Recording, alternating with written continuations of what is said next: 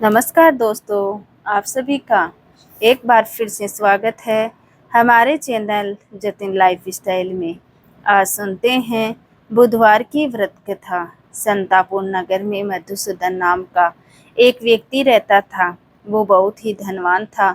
मधुसूदन का विवाह बलरामपुर नगर की सुंदर लड़की संगीता से हुआ था। एक बार मधुसूदन अपनी पत्नी संगीता को लेने बुधवार के दिन बलरामपुर गया। मधुसूदन ने अपनी पत्नी के माता पिता से कहा कि बेटी को विदा कर दो।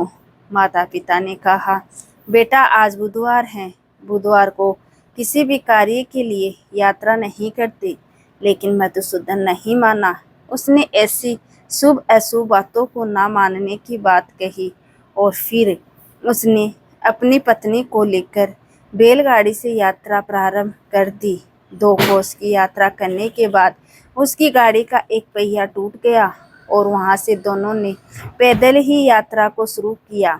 रास्ते में संगीता को प्यास लगी। मधुसूदन उसे एक पेड़ के नीचे बैठाकर जल लेने चला गया। थोड़ी देर बाद जब मधुसूदन कहीं से जल लेकर वापस आया तो वो बहुत हैरान हो गया, क्योंकि उसकी पत्नी के पास उसकी ही शक्ल सूरत का एक दूसरा व्यक्ति बैठा था। संगीता भी मधुसूदन को देखकर हैरान रह गई और वह दोनों में कोई अंतर नहीं कर पाई। मधुसूदन ने उस व्यक्ति से कहा, तुम कौन हो और मेरी पत्नी के पास क्यों बैठे हो? मधुसूदन की बात सुनकर उस व्यक्ति ने कहा, अरे मेरे भाई, यह मेरी पत्नी संगीता है। मैं अपनी पत्नी को ससुराल से विदा करके लाया हूँ। लेकिन तुम कौन हो जो मुझसे ऐसा प्रश्न कर रहे हो? मधुसूदन ने कहा, तुम जरूर कोई चोर या ठग हो। ये मेरी पत्नी संगीता है। मैं इसे पेड़ के नीचे बैठाकर पानी लेने गया था। इस पर उस व्यक्ति ने कहा, अरे भाई, तुम झूठ क्यों बोल रहे हो? संगीता को प्यास लगने पर जल लेने तो मैं गया था। मैंने तो जल लाकर अपनी पत्नी को पिला भी दिया। अब तुम चुपचाप यहाँ से चलते बनो, नहीं तो किसी सिपाही को बुलाकर तुम्हें पकड़वा दूंगा। दोनों एक दूसरे से लड़ने लगे। उन्हें लड़ता देखकर बहुत से लोग वहां इकट्ठे हो गए। नगर के कुछ सिपाही भी वहां आ गए। सिपाही उन दोनों को पकड़कर राजा के पास ले गए और उनकी सारी कहानी सुनकर राजा भी कोई निर्णय नहीं कर पाया। संगीता भी उन दोनों में से अपने वास्तविक पति को नहीं पहचान पा रही थी। राजा ने दोनों को कारागार में डाल देने के लिए कहा। राजा के फैसले पर असली मधुसूदन भयभीत हो उठा। तभी आकाशवाणी हुई, मधुसूदन, तूने संगीता के माता पिता की बात नहीं मानी और बुधवार के दिन अपनी पत्नी को अपने ससुराल से लेकर घर की ओर प्रस्थान किया। यह सब भगवान बुद्ध देव का प्रकोप है।